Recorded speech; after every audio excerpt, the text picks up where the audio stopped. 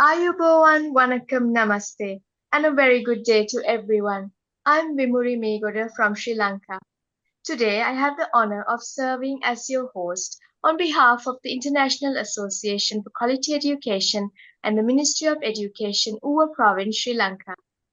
The International Professional Development Program for Educators is a joint educational endeavor by the International Association for Quality Education and the Ministry of Education, Uva Province, Sri Lanka, in collaboration with the partnership of universities, organizations, schools, and educational leaders from the global community. It is my great pleasure to welcome our esteemed speaker for today's session, Ms. Subhamita Sakar. She is a faculty at the Brainware University, West Bengal, India.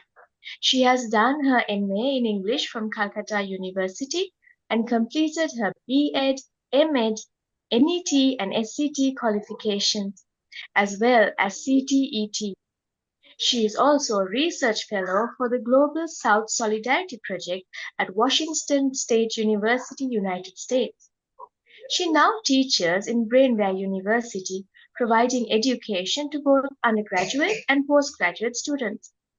Previously, she has worked in a CBSE school and also on the renowned online platform Vendatu, connecting with students both nationally and internationally. She has written a book on English pedagogy, mainly designed for the B.Ed students, which was published or Rita Publications as well as in Amazon. She has published her research papers in various international journals and written several book chapters and has presented papers on international platforms as recently as 3 days back in the Philippines Christianity University. Her academic interests include English pedagogy, innovative teaching methods, teacher education, and child psychology. Today, Ms. Sakar ma'am will be delivering a lecture on driving quality education through research and innovations, a pathway to excellence. Madam, we are truly delighted to have you with us. On behalf of the International Association for Quality Education, the Ministry of Education, Uva Province, Sri Lanka, and all our participants, I warmly welcome you to this session. We now invite you to begin your presentation. The floor is now yours, ma'am.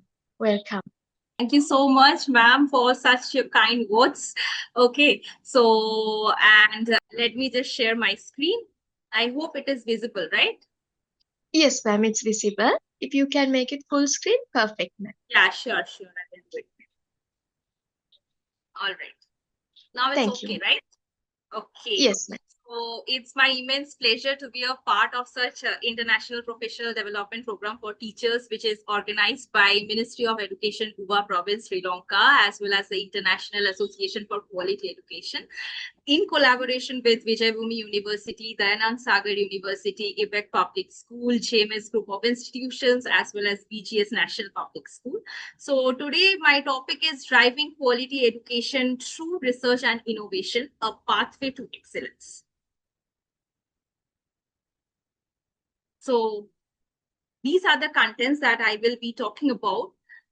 The introduction, the significance of research in education, the educational innovations emerging from research, role of the teachers as researchers and innovators, challenges and limitations, some suggestions, conclusion, and references.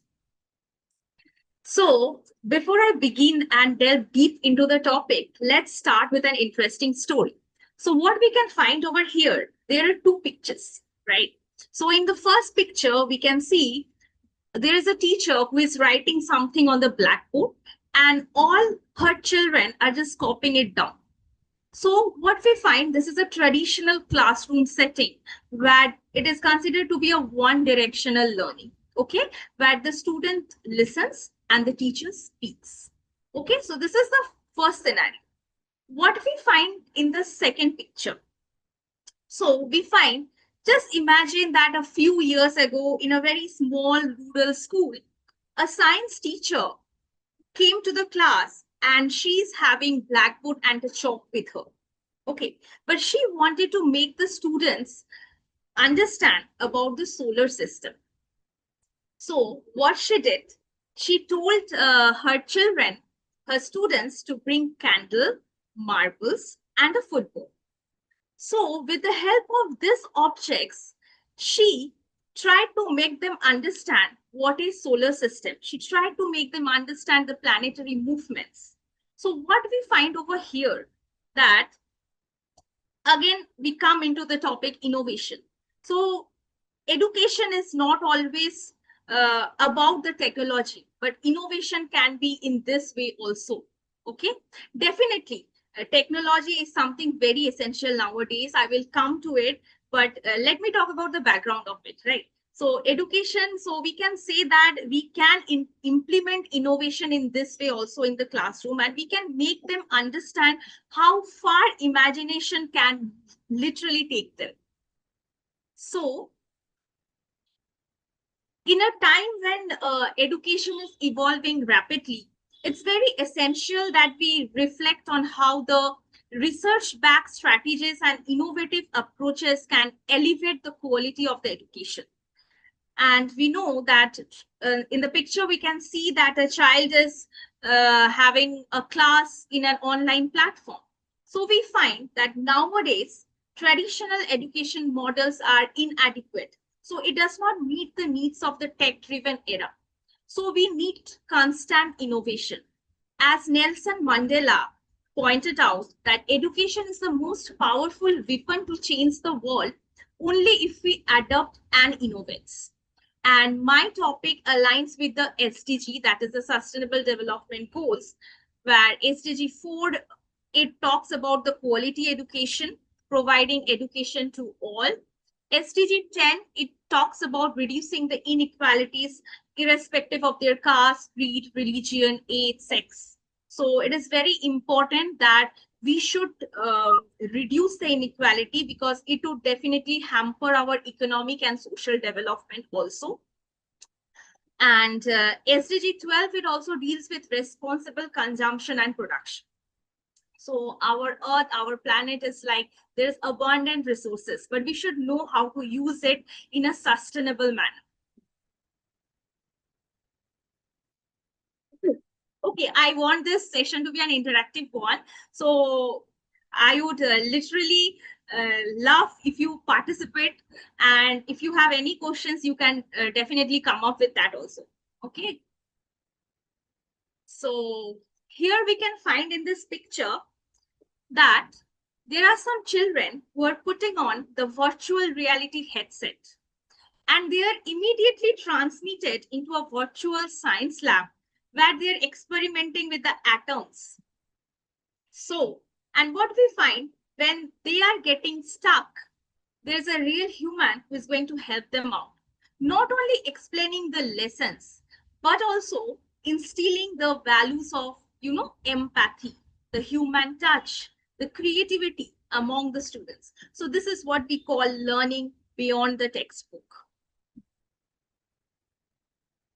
And so as we move ahead and as we explore the pathway to excellence, it is important that one key driver is the technology integration. It is not just about the digital tools, but it's also about critically assessing how we are at all levels, like primary to the higher education. And the NEP 2020, it also promotes the inquiry, innovation, entrepreneurship in education.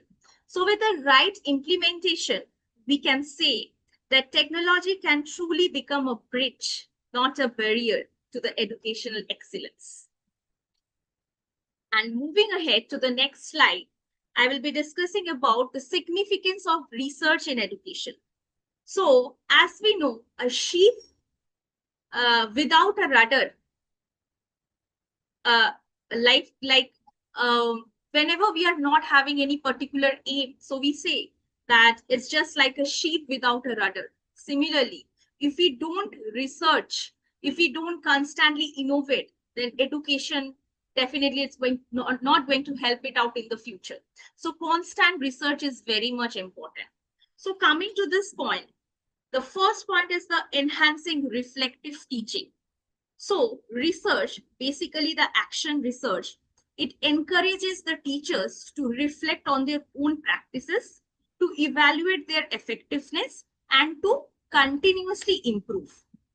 According to OECD, that is the Organizational Educational Cooperation and Development, educational research also informs the vocational training and some competency-based education frameworks. Now, coming to fostering inclusive education. It is very essential to address the learning gaps and promote equity among the students. So, the World Bank 2021, it emphasizes reducing the learning poverty through inclusive strategies derived from the field studies and learning assessments. Coming to the next point, responding to the global challenges. So this one, I would say that we know that during the COVID time, all the educational institutions, they have all shifted to the online platform using the Google Meet, Zoom meeting, Microsoft Teams. So we can say that how educational institutions rapidly adapted to the digital instruction through the evidence-based strategies. Again, we can say driving technological integration and innovation, which is the next point. So it basically offers the valuable insights into the digital transformation trends, guiding us how educational institutions can adapt the technology effectively to enhance both teaching and learning. And coming to the next point, enhancing teaching with evidence-based practices. So this particular points, it reinforced the idea that research is not just about the academic work. It's a strategic tool to strengthen the systems, innovate responsively, and to face the global challenges with confidence. Now, moving ahead to the next slide. Okay, these are some of the educational innovations that are emerging from research. So first and foremost, I would like to talk about the cloud computing and the e-resource libraries. So here we find that nowadays online platform, it has an instant access to the online materials and the resources. So using the Google Classroom, using the Microsoft Teams, students can easily share the notes, submit assignments, and even it is possible to host the online discussions also. Then coming to the next point, project-based learning. So this is also something very important. Learners gain knowledge by working collaboratively on a particular project, which is being assigned to them by their teachers. So for example, students can design a pollution awareness campaign for their community as part of their science curriculum. So that is also going to help them. So this is also an educational innovations. Then we talk about the flipped classroom models. So here we find the students learn new content at home through the videos or reading. And class time is used basically for the real problem solving. For example, a teacher, we can say a maths teacher, shares a YouTube video, YouTube math tutorial before the class. And in class, the students come and they solve the real life math problems. So this is the flipped classroom models. Then talking about the assistive technologies for inclusive educations. So there are tools that support the learners with disabilities and diverse needs to access education equally. So for example, we can find a visually impaired student uses a screen reader to read the digital content. So this is the assistive technologies for inclusive education, which is again an educational innovations that is emerging from research. Then gamification in learning. So this is a very interesting thing, I would say, that when we incorporate the game elements like point, batches, leaderboards, and it boosts the motivation of the students. For example, there is a language learning app which is called Duolingo. So Duolingo, it rewards the learners with the points for completing the task. And the last point is social emotional learning. So it basically focuses on building emotional intelligence, empathy, interpersonal skills. I will tell in detail about this social emotional learning, which are very important nowadays.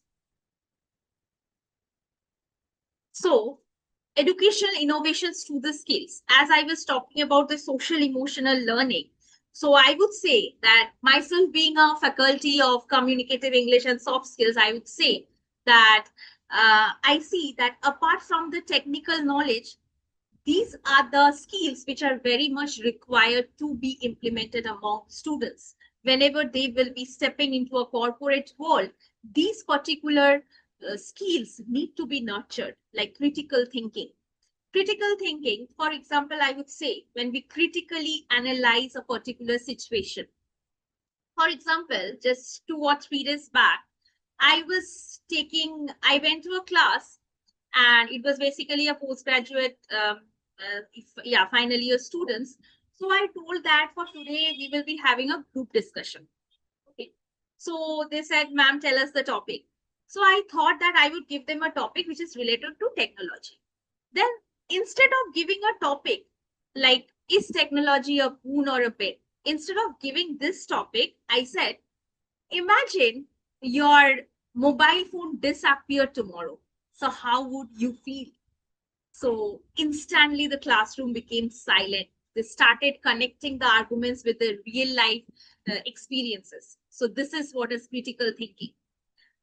Then comes the second point, empathy. Empathy is like to understand and analyze the emotions of others, to understand their feelings, their emotions, their perspectives.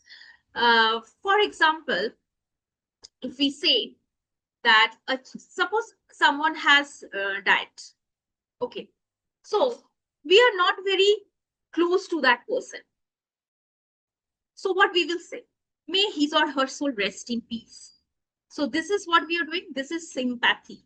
But what is empathy? Empathy means when we are putting ourselves in someone's foot and we are trying to analyze the situation. When we say, suppose if we come to know someone has died, someone has expired, we say, I can truly understand what you are going through. I have also gone through this particular situation. So this is empathy. When we are trying to understand, analyze the problem just like as that person. Then coming to the next one, it is a problem solving skills. Our life, we know, it's definitely not a bed of roses. It's full of difficulties. But at the time, at the crucial time, it's also very important that we should remain calm, patient. Then only we will be able to solve the problems in a very intelligent way, we could handle the situation tactfully. So problem solving skills are also very important. Emotional intelligence. So this is something very important, like understanding our own emotions as well as the emotions of the others. So when I have an interactive discussion with the students, I always try to make them understand that apart from the domain knowledge, apart from the technical knowledge, it is very important to have emotional intelligence, to understand the emotions of the other persons as well. For example, they enter into a corporate sector. Suppose they are becoming very angry. Suppose the higher authority has given them a particular project which is very tough to handle. So it is very important how to deal with the situation. So they need to be very emotionally intelligent. They should understand the situation, understand and analyze their own perspectives as well as the perspectives of that particular person on the other side. Then when I talk about creativity, creativity is also very important and it needs to be nurtured among the students. It can be in any way possible. It's not only that it would be limited to education only. A person can be good in sports, a person can be good in dance, recitation. So this is creativity. But it is very important that the creativity, we should unleash the potential of the students. That also needs to be done. Then conflict resolution. Conflict resolution is like there comes a situation where conflict occurs, definitely. So resolution, we should know how to solve that particular conflict in a proper way, following a proper strategies. So these are also some of the innovations through the skills. Again, I would repeat that apart from the domain knowledge, these skills are also very important and this needs to be nurtured among the students.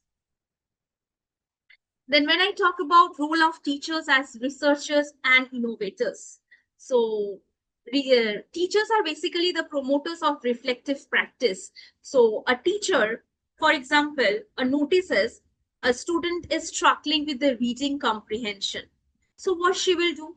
She will reflect on her strategy, will conduct small scale research, and introduce the graphic organizers leading to a better understanding. So this is like promoters of reflective practice. Then curriculum designers and content developers. So for example, it's very important that we should design the curriculum in a proper way according to the needs of the students, because nowadays teaching is student centered. So we have to understand what are their needs. So while teaching environmental science, for example, a teacher can include a local pollution data and involve students in a neighborhood cleanup campaign. Okay, so this approach would ensure the curriculum relevance, and it would also foster deeper students engagement. And coming to the next topic, next point, facilitators of inclusive education. So teachers play a vital role in making the education inclusive. With the help of research-based frameworks like universal design learning, they address the diverse learning styles of the students.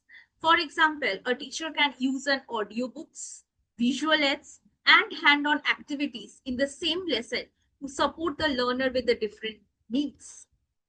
Then implementers of innovative pedagogies. So a teacher shares video lectures before the class and uses class time for discussions and projects. It would definitely promote deeper learning. Then contributors to the professional learning communities. So they are also teachers are also considered to be a contributor to PLCs, that is the professional learning communities, where we can find suppose a group of teachers who are working collaboratively to analyze the student performance, trying out the new strategies. Okay. Then coming to the next part, innovators in the assessment design. So research-backed assessments promote critical thinking and learner autonomy. So instead of a traditional test, what a teacher can do is a teacher can create a project-based tasks where students would create a podcast to demonstrate their understanding of the climate change. Then evaluators of educational technology. Teachers also experiment with the educational technologies to determine the suitability and impact on their learning outcomes. For example, a teacher will test an AI-based app and find out whether it is effective for quick practice for the students or not. Then number 8, agents of educational policy reform. So for example, a teacher has conducted a research on inclusive practices in rural schools, which gets cited in a district level policy paper and would recommend differentiated instructional model. So teachers are also considered to be an agents of educational policy reform. And these are some of the challenges and the limitations which we find. The first point is lack of implementation. So plan and policies definitely look very great on papers, but are rarely translated into practice. And as we know, innovation remains ineffective like a sheep without a rudder. For example, in some government schools, we can find ICT labs were set up, but they were never used due to lack of follow-up training. So this is lack of implementation. Then coming to the next one, resistance to change. Many educators, they feel that they are comfortable with the traditional methods and they fear losing control. So this also hinders adoption of the new methods. Then the third point, financial and the infrastructure gaps. Schools may lack the basic internet, electricity, or access to the quality teaching materials. So these are the challenges. Then the fourth one is inadequate teacher training. So Short-term professional development, it will definitely lack the depth and the follow-up support. So proper faculty development program needs to be done. Uniform implementation. So uniform implementation is also very much necessary because like if we ignore the local context, it would lead to the failure of the top-down reforms as well. Then ethical and data privacy concerns. So lack of regulation in the edtech, it would risk the students' data misuse, according to Williamson and Enon 2020. These are some of the suggestions for effective implementation of the innovations. That is, promote collaborative change management. So we should encourage teamwork and shared leadership. Then the second one is strengthen ethical and data protection. So we should safeguard the student data and would ensure the ethical practices. The third point is increase investment in infrastructure. So we should upgrade the educational facilities and the technology. Then adopt holistic student-centered reforms. That holistic means the overall development of a student, not only the technical, but also the soft skills, which are very important. Then build research literacy. So it is important that we should equip educators and the students with the research skills as well, and bridge the digital divide. So this is also a very important point to ensure equal access to the digital tools and internet for all the students. And this is the conclusion. So we should focus on the authentic learner-centered innovation over the mere uniqueness. We should put the teachers and students at the center of the innovation process. We should try to avoid the imposed reforms. Contextual, school-based innovation is more effective. We should foster a professional culture that would support teacher reflection and dialogue. Technologies like the AI and blockchain must be integrated thoughtfully with the learner needs. Promote analytical thinking, creativity, and self-efficacy in learners, which I already discussed that these are some of the skills very important, like empathy, emotional intelligence, creativity, then critical thinking, problem solving, inquiry-based learning. So when I talk about inquiry-based learning, we can implement this in the classroom as I do. For example, I am explaining a particular poem. Instead of just asking, tell me who are the characters in the poem, we can ask them, why does the character make this particular choice? So this is also like inquiry-based learning. It would help them to think deeply about the topic and then ensure public accountability for creative and inclusive education. So with this, I come to the end of this particular presentation, and thank you so much.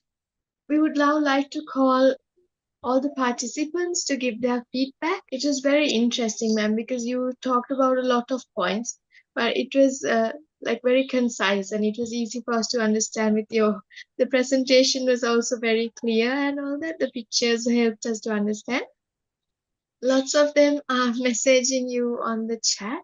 Thank you so much, everyone. Thank you so much that you loved the session. Thank you so much. Thank you so much, Dr. Niraj, sir. And I can see from Rishana Velaudav, then thank you, everyone. It means a lot to me. Thank you so much, ma'am.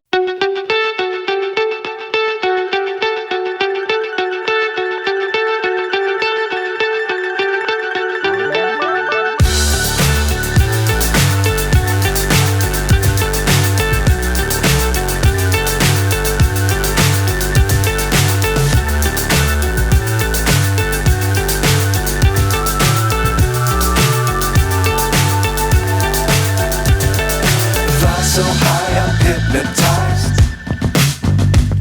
What's up is down, what's left is right. Chasing stars and holding you. I can't see the end, but we'll see it through.